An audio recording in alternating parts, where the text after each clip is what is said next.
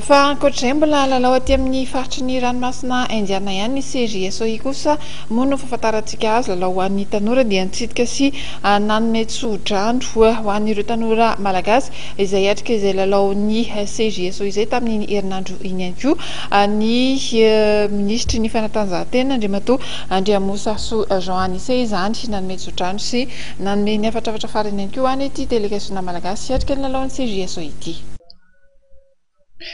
Taranja efatra baolina kitra atletisme handball tennisy ambony latabatra miampy ny volley jeunesse no andraisantsika anjara amin'ny lalaon'ny voameran'ny tanora aty amin'ny faritra ny ranomasimbe indiana na ny CJSOI no niolana nisy teo amin'ny Djibouti izay tsy afaka nandray ny lalao tamin'ity taona ity dia voatery nozaraina tamin'ireo nosy manodidina ny fandraisana ny faninanana sika eto Madagasikara moa no mitantana n'ity CJSOI ity amin'izy taona 2024 ity.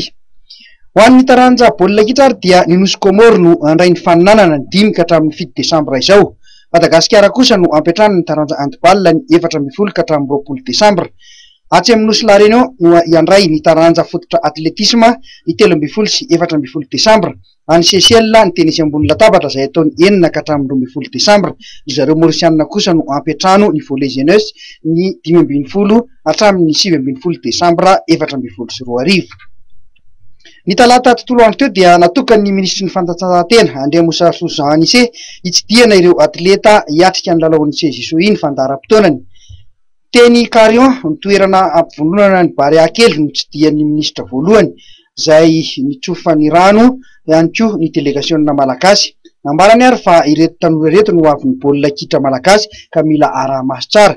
Tokony ampiseho modely foana isika malagasy hoy ny ministra amin'ireo ankizy amin'ny faninanana lehibe toy itony.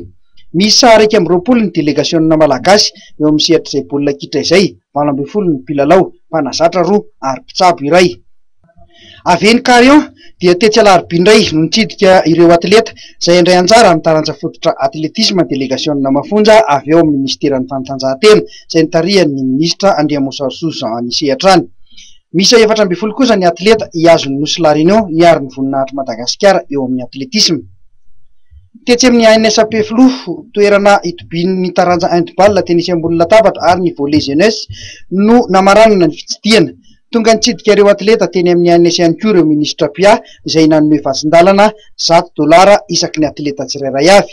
Nambaran'ny ministry ny fanatanjahantena nandritra ny lahateniny fa tsy misy ny filarana ankapobeny eo amin'ny fahazoana medaly amin'ny lalaon'ny CJSOI.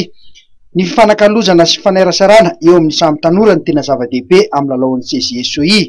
Misaotra manokana ny filoham-pirenena Hery Rajaonarimampianina ny ministry ny fanatanjahantena izay angadina ananana sy vinahitana ny fahindanan'ireo atleta malagasy hiatrika ny lalaon'ny CJSOI.